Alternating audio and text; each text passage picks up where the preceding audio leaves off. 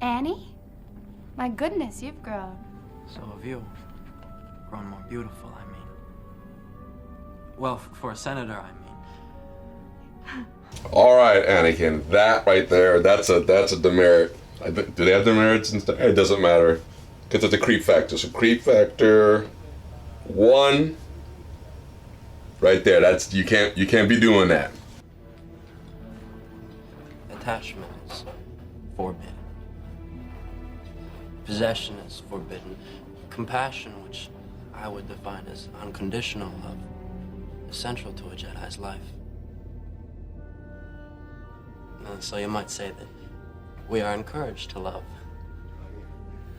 You've changed so much. You haven't changed a bit.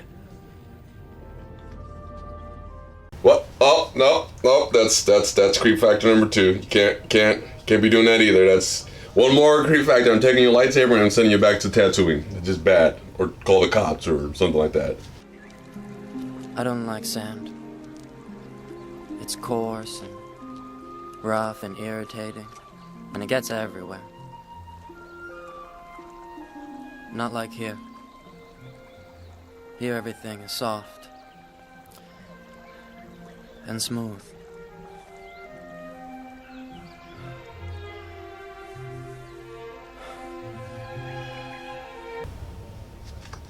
I like that.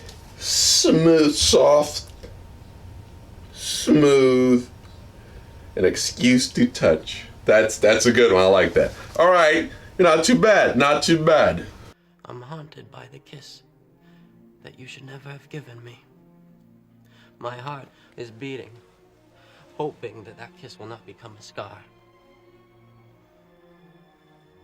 You are in my very soul, tormenting me.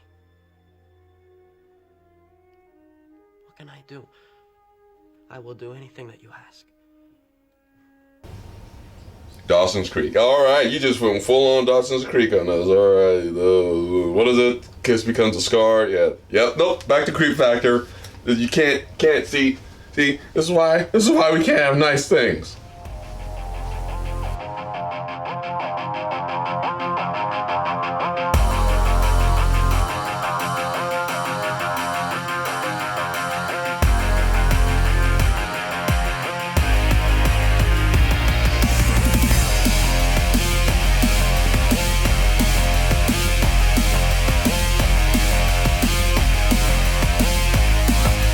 Get ready for some stuff.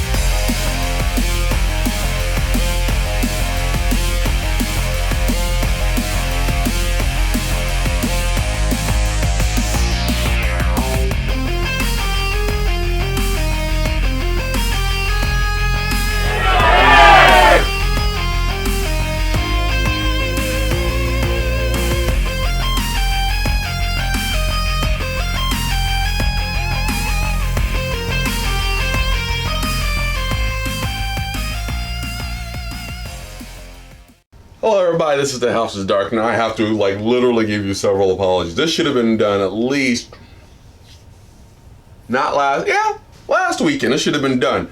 I've been having so many, I've been having audio issues, problems with my video recordings. I've been having so many issues trying to get this out there, but we got it out there now. We're gonna do it. We're going on with once again, Rogue One coming out in December. We have yet another retro review we're gonna be doing. It's Star Wars Episode 2. Attack of the Clones. Just for those who haven't seen the movie, which I don't know why you haven't, it's been out forever, and I'm sure they're going to re-release it again when this new movie comes out. We're going to be spoiling the whole mess about this movie. I'm not going to talk about everything from scene by scene, but there's certain things we're talking about I'm going to just spoil. So if you haven't seen it, leave now. If you have, let's go. Real quick, there's going to be some interesting things to bring up at the end. And hopefully it'll clarify some things that's connected to Rogue One. All right, right out the gate. So we're gonna talk about what I automatically like. Here's a couple of things right out the gate I appreciate about this movie. One, you finally get to see Anakin as a Jedi. Although in this movie he's a Padawan, he's not a knight yet. But yet you get to see him, in full on gear. You got his saber, older, it's better. You got older Obi-Wan, the handling business. One thing about Obi-Wan I do like, Obi-Wan actually plays detective in this one.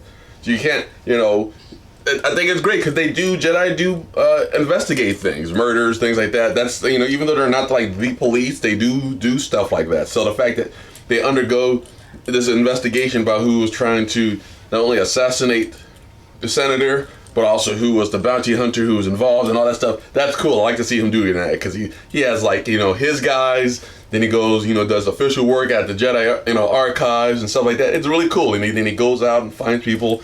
It's nice. It's small, but it happened. So I think that was a great thing. One other thing is I like with the fact that you can see all the Jedi and, you know, do their business. Now you didn't see like scene by scene, and there is a deleted scene of Kiadi and I think was it Shakti and all them over and trying to stop the droids at one of the control centers. Which I wish they would have left that in there. That'd have been a cool scene to, you know, see Kiadi and them fighting and stuff like that. But the fact that you see them in the movie with their saber out and they're throwing down Adi Gallia, what is it? Ayala, they're all these guys, you know, Plo. But still, you get to see them. And of course, I love that. I appreciate that. Big thing too, you get to see where Boba comes from. You know, you get to meet his dad, Jango. So you get the connection of not only the Mandalorian armor, but why he became a bounty hunter, because his dad was. So that's kind of nice to see that too. What's a big thing that's cool to see? You finally get to see stormtroopers. All right, this time they're clone troopers. You know, this is how they got created, how they came into place, and you get to see them in action. So it's an awesome thing to see, and also the fact that you get to see Yoda in his heyday. You get to see him throw down. Now he's still an old man in this movie, but his race, like, apparently they get really old anyway, so that makes sense. But you finally get to see why he is the best. You know, you get a little bit why Mace is awesome, but you can see why Yoda is the best. Because, by the way, when you start reading about Mace, we're going to get this out there real quick. And I'm probably going to talk about this in episode 3 too, because I'm going to fuss about it. You read about Mace, and then he came out with a mini-series called, it is the Clone Wars mini-series that they did. Not the TV series, the mini-series they did on, like, what was it? Was it Nickelodeon? MTV, I think it was on MTV. They're like 5-minute, 10-minute episodes each. Those are great. Those are fantastic. And you get to see Mace Windu and how he really is. And so, now I know it's Sam Jackson, but, you know, he won't be able to do all the stuff that he did in that cartoon series, but give us something, you know. But then we got something from him. He got to take out Jango, which is cool. Everything's great about that. Other cool stuff.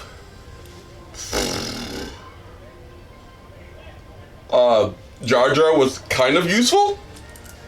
Kind of. I mean, let's be real. I mean, he was kind of useful. But yeah, I thought that, you know, the movie in itself was not too bad. The little things about it was good. Now, let's get onto the things I don't like. Which, unfortunately, the list is a little bigger.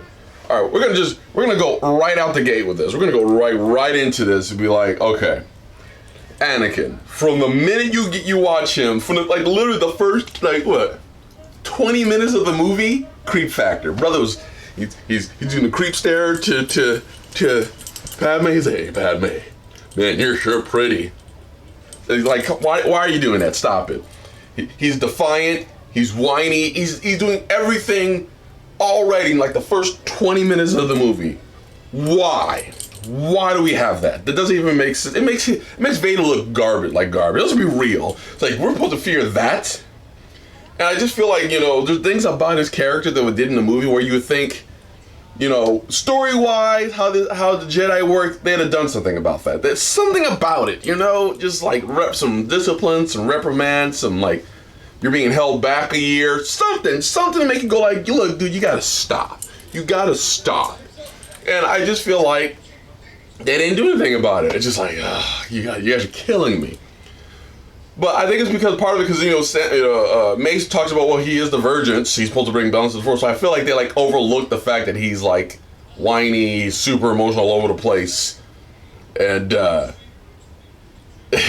just feel like that's an excuse just to keep him around, because not only is he Anakin Skywalker, but because he's part of the prophecy. You know, and I just like, wow, that's just.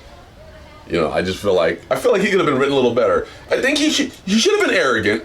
He should have been unpredictable in a sense, like you don't know in a scenario if he's gonna pull Saber out or he's gonna be diplomatic, or in a scene like where if something is he gonna jump off a cliff, like in the scene where like with the speeder, he just jumps out the speeder.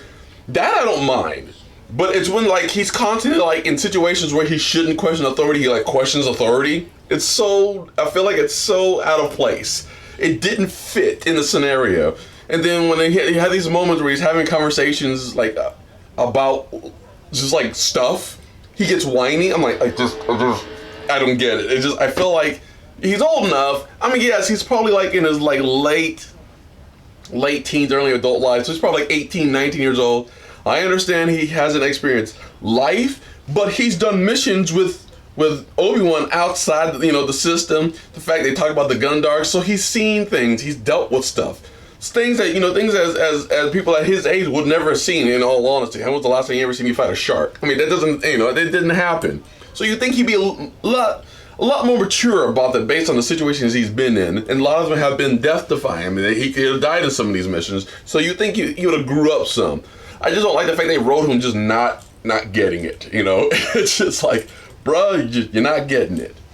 And Palpatine, my man, you need to get out of people's business. That was so fun. It's like, this old man is in everything. Well, granted, the way they write it, the way they write the situation, they're suspicious of his activities, but they're not suspicious enough to be like, politicians, and they just kind of go about their business. And it's just like, I wish they, I know it's because it doesn't matter, because we know how it all ends, but I just feel like you would think they would be a little more suspicious, there'd have been a little more to it. It bothered Yoda for some reason, and every once in a while you see Mace and Yoda kind of look at you like, this guy, there's something about it, so I wish that was focused on more. They didn't do anything.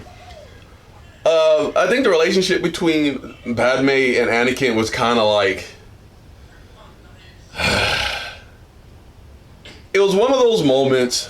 What's a movie like? You know how when you meet a girl who, like, especially like at school, and she likes you, but she's like being a total jerk to you, but she likes you. I knew a girl like that in high school. It wasn't fun, but it was always confusing. That's what she was, and it was one of those. It wasn't like she was mean to him, but like she would do situations to where she was like, get close to him, but that moment she's like, stop it.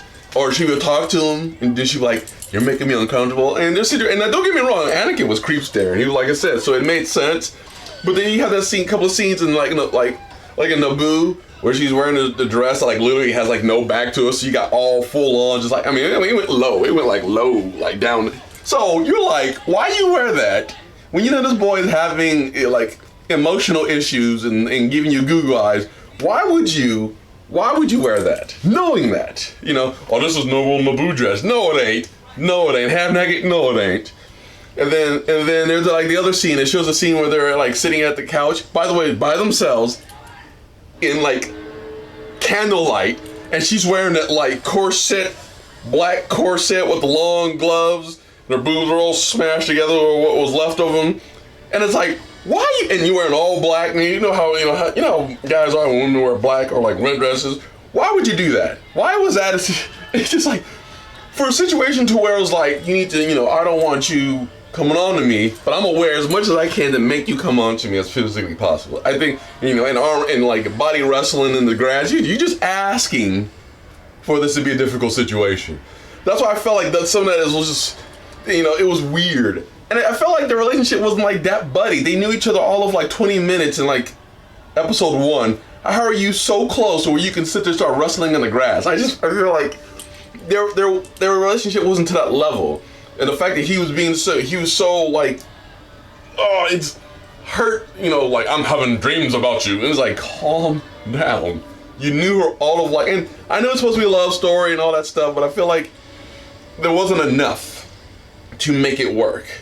I feel like this should have been something that was like, you couldn't have established it in 1 because they're children in 1. And that's why I think that's why if you wanted that to happen, that should have started like episode 1 and work its way through into 3. You know what I mean? I feel like it was like we need to get this out right away. So that was my thing too.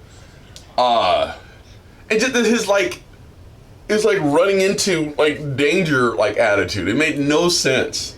like his lack of reasoning in certain situations. Like that scene when they go to fight Dooku. The whole reason why he was there in the first place because Obi-Wan like said, "Look, dude, I need your help to fight Dooku. I can't do this by myself." Then we get there. He's like, "I fight him by myself." I'm like, did you not get?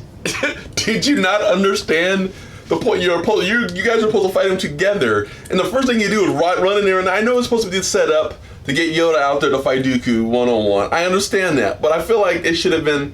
And the fact that like the like lackluster fight between Dooku and Anakin was like, we're gonna make the scene from here to here, and have a lot of flashing lights, and then we'll just see how it goes.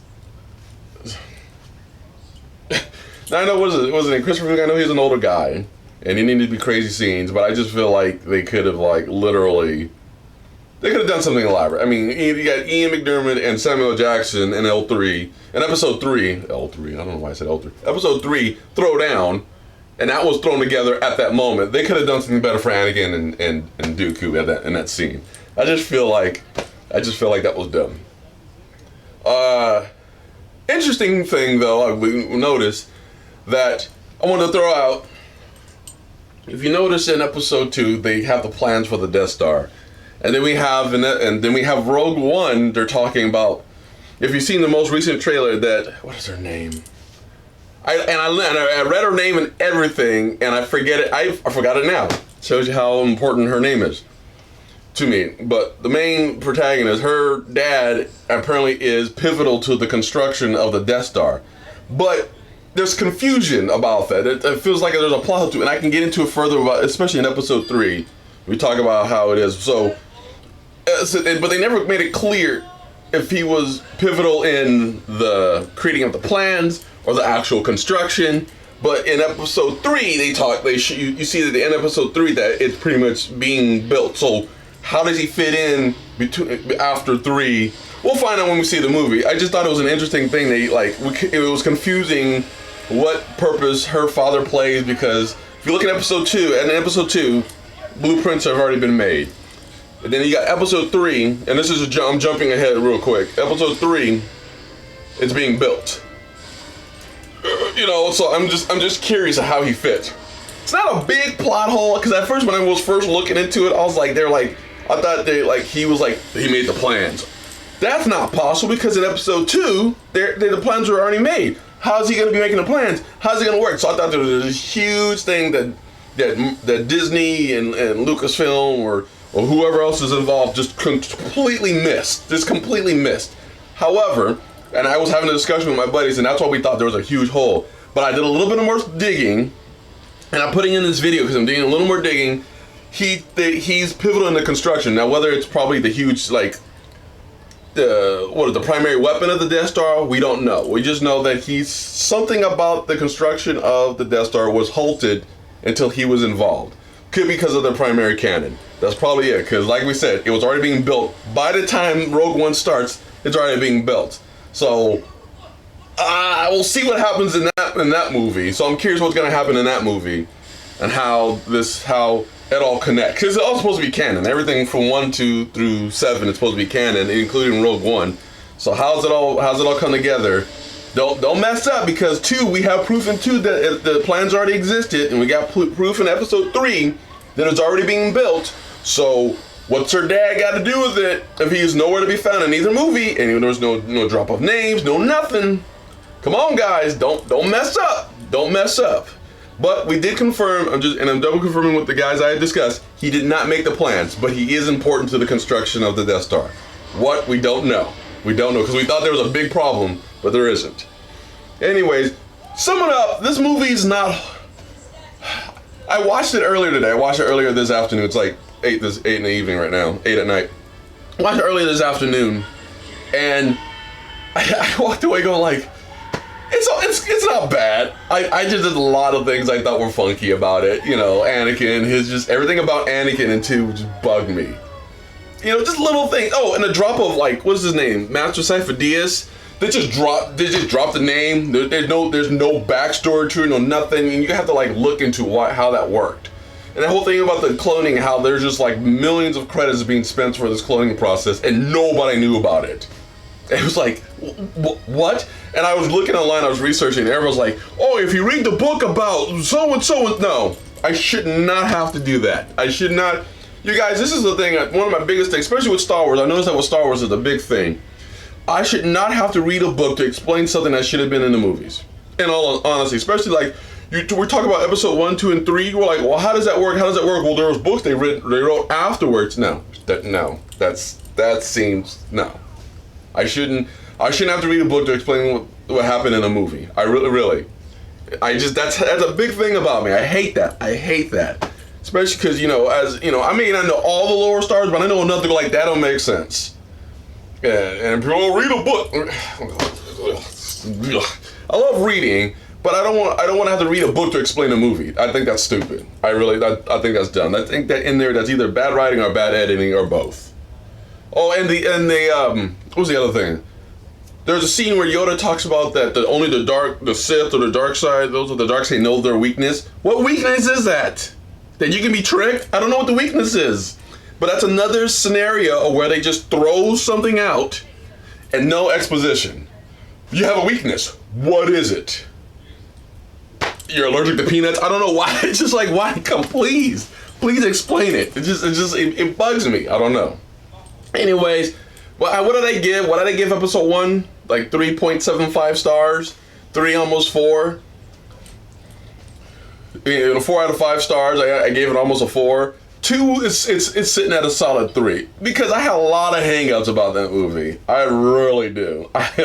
Just in character development and relationships and stuff. I just had a lot of issues. So, anyways, I'm trying to keep this under like half an hour because I talk a lot.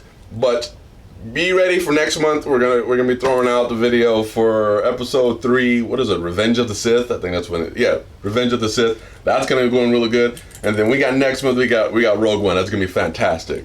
So, anyways, this is the House of Darkner. Having a good time. I ate some almonds earlier. Signing out. And you guys eat your leafy greens. They're very important. I promise you. I'm telling you, they're very important.